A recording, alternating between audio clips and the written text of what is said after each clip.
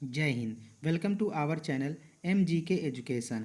आइए इस वीडियो में देखते हैं पाचन तंत्र का तीसरा MCQ। तीनों MCQ में मिला करके टोटल 50 क्वेश्चन दिए गए हैं, जिसमें से इसमें 36 से 50 तक क्वेश्चन हैं। आइए देखते हैं क्वेश्चन नंबर 36। जठर रस किसका मिश्रण होता है? तो जठर रस में कौन कौन से एंजाइम पाए जाते हैं? ऑप्शन ए है हाइड्रोक्लोरिक अम्ल, बी म्यूकस, इसको हिंदी में श्लेष्मा कहते हैं, सी पेप्सिनोजेन, या डी प्रोरेनिन, या ई है इनमें से सभी। तो इसमें जो है क्वेश्चन सही है, तो ऑप्शन नंबर ई सही है, इनमें से सभी। तो जठर रस में हाइड्रोक्लोरिक अम्ल भी पाया जाता है, म्यूकस भी पाया जाता है, पेप्सिनोजेन भी पाया जाता है और प्रोरेनिन भी पाया जाता है। अगला क्वेश्चन है, जठर रस में उपस्थित हाइड्रोक्लोरिक अम्ल का मुख्य कार्य क्या है? इसका जो कार्य है वो क्या है? ऑप्शन ए है एक निष्क्रिय एंजाइम को सक्रिय करता है, यह भोजन के साथ आने वाले कीटाणुओं को नष्ट करता है, ऑप्शन सी है यह भोजन को मुलायम बनाता है, डी इनमें से सभी। तो ऑप्शन नंबर सही है डी इनमें से सभी।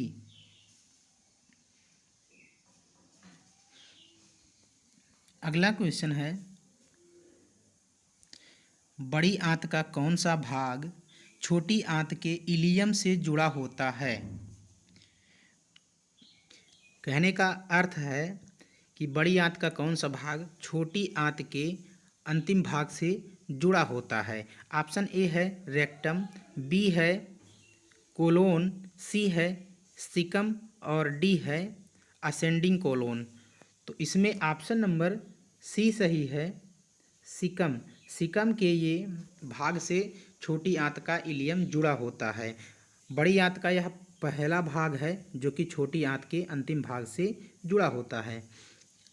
अगला क्वेश्चन, निम्नलिखित में से कौन सा एक बड़ी आंत का कार्य नहीं है? इसमें यह बताना है कि बड़ी आंत का कार्य कौन सा नहीं है। तो ऑप्शन ए है भोजन का पाचन, बी है जल का अवशोषण, सी है खनिज और औषधि का अवशोषण, डी है म्यूकस का स्राव। कहने का मतलब है म्यूकस का निकलना। तो ऑप्शन इसमें से ए सही है, भोजन का पाचन। बड़ी आंत भोजन का पाचन नहीं करती है, यह क्या करती है? जल का अवशोषण करती है। इसका मुख्य कार्य यही है, जल का अवशोषण करना। और बाकी के हैं खनिज और औषधि का अवशोषण करना, जो जितने भी लास्ट में मिनरल्स बच जाते हैं उनका अवशोषण करना। ये सभी के सभी कार्य हैं बड़ी आंत के। लेकिन यहीं पर बात करी जाए भोजन का पाचन, तो भोजन के पाचन में इसका रोल नहीं होता है। यह भोजन को नहीं पचाती है, भोजन सिर्फ छोटी आंत में ही पच जाता है। अगला क्वेश्चन है, पाचन प्रक्रिया में अपचित और अनअवशोषित पदार्थों को क्या कहते हैं? तो ऑप्शन ए है वोलस, बी है काइम, सी मल, या डी इनमें से कोई नहीं। तो अपचित भोजन को क्या कहते हैं? ऑप्शन नंबर बी सही है, काइम। इसको कहते हैं काइम।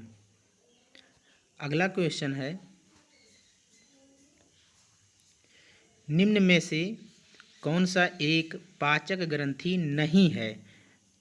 तो इसमें पूछ रहा है पाचक ग्रंथि नहीं है। ऑप्शन ए है लार ग्रंथि, बी यकृत, सी अग्नाशय, डी थायराइड ग्रंथि। तो लार ग्रंथि तो पाचक ग्रंथि होती है, यकृत में भी पाचन होता है, अग्नाशय में, ये अग्नाशय से अग्नाशय रस निकलता है, इसलिए ये भी पाचक ग्रंथि के अंतर्गत आता है। यही बात करी जाए थायराइड ग्रंथि की, तो थायराइड ग्रंथि जो है ये इसका ऑप्शन सही है। थायराइड ग्रंथि जो है यह एक पाचक ग्रंथि नहीं होती है। अगला क्वेश्चन है, एक सामान्य व्यक्ति में प्रतिदिन कितना लार बनता है। कहने का अर्थ है कि एक सामान्य व्यक्ति में प्रतिदिन लगभग कितना लार बनता है। तो ऑप्शन ए है आधा लीटर, बी 1 लीटर, सी 1.5 लीटर या डी 3 लीटर। तो इसमें ऑप्शन सही है, लगभग जो है 3 लीटर जो है लार बनती है। प्रतिदिन 3 लीटर, सॉरी, प्रतिदिन 1.5 लीटर लार बनती है। अगला क्वेश्चन है, प्रोटीन और वसा का पाचन इनमें से किस में नहीं होता। तो ऑप्शन ए है पित्ताशय, बी आमाशय, सी मुखगुहा, डी इनमें से सभी। तो प्रोटीन का पाचन, प्रोटीन और वसा का पाचन किसमें नहीं होता है। नहीं वाला शब्द बिल्कुल ध्यान में रखना है। तो नहीं होता है, मुख गुहा में नहीं होता है। ना तो प्रोटीन पचती है और ना ही फैट पचता है मुख गुहा में। मुख गुहा में सिर्फ स्टार्च का पाचन होता है। अगला क्वेश्चन है, लार में कौन सा एंजाइम कार्बोहाइड्रेट को माल्टोज में तोड़ता है। तो ऑप्शन ए है टाइलिन, बी है लाइसोजाइम, सी है पितरस या डी है ट्रिप्सिन। तो कार्बोहाइड्रेट को माल्टोज में तोड़ने का काम कौन करता है। तो वो है हमारा टाइलिन। टाइलिन जो है, टाइलिन या इसे एमाइलेज भी कहते हैं। तो ये क्या करता है, कार्बोहाइड्रेट को माल्टोज में तोड़ देता है। ऑप्शन ए सही है इसमें। अगला क्वेश्चन, निम्नलिखित में से किसमें बिलीरुबिन नामक वर्णक पाया जाता है। तो बिलीरुबिन क्या है, एक यह हल्का पीला रंग का एक वर्णक है। ये कहाँ पाया जाता है। तो ऑप्शन ए है जठर रस, बी है पित्तरस, सी है आंत्रस और डी है अग्नाशयी रस में। तो ये कहाँ पाया जाता है बिलीरुबिन, ये पाया जाता है, ऑप्शन नंबर बी सही है, पित्तरस। पित्तरस में ये बिलीरुबिन वर्णक पाया जाता है और ये बिलीरुबिन वर्णक के कारण ही पीलिया नामक रोग हो जाता है। जब ब्लड में बिलीरुबिन की मात्रा अधिक हो जाती है, बिलीरुबिन की मात्रा अधिक हो जाती है, तब यह जो है क्या होता है कि पीलिया नामक रोग हो जाता है। और यह पाया कहाँ जाता है, तो पित्तरस में पाया जाता है। अगला क्वेश्चन है, अतिरिक्त ग्लूकोज को ग्लाइकोजन में बदलता है।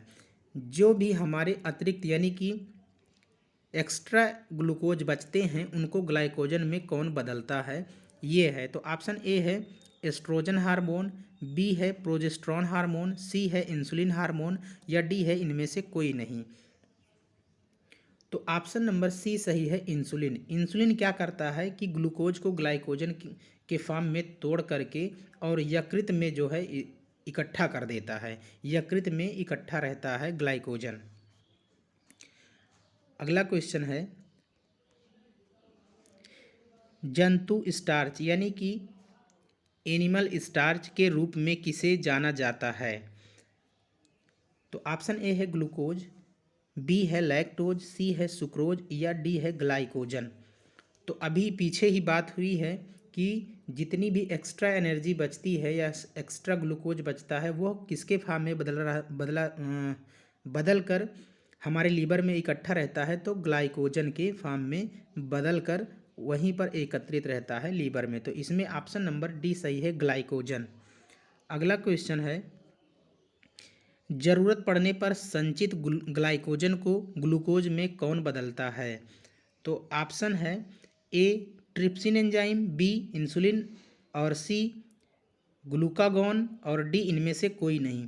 तो इसमें से ऑप्शन नंबर सी सही है, ग्लूकागॉन।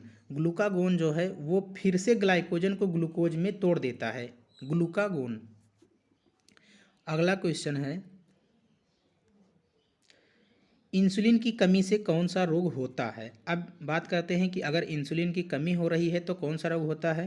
तो ऑप्शन ए है पीलिया, बी है डायरिया, सी है मधुमेह, डी है पाइल्स।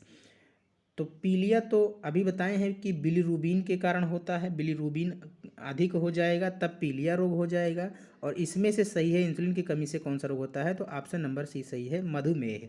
इंसुलिन की कमी से डायबिटीज यानी कि मधुमेह नामक रोग हो जाती है। अगला क्वेश्चन है, मनुष्य में अंतिम पाचन कहाँ पर होता है, तो इसमें से ऑप्शन है ए है आमाशय, बी छोटी आंत, सी बड़ी आंत या डी मलाशय। तो अंतिम पाचन जो होता है वो होता है छोटी आंत में। ऑप्शन नंबर बी सही है, छोटी आंत। छोटी आंत में अंतिम पाचन होता है। इसके बाद में भोजन जो है वो बड़ी आंत में जाता है जहाँ पर जल का अवशोषण हो जाता है, और उसके बाद में भोजन मलाशय में पहुंचता है, और मलाशय के बाद में फिर जाकर गुदा द्वार से शरीर से बाहर निकल जाता है। तो इसमें ऑप्शन नंबर बी सही है, छोटी आंत।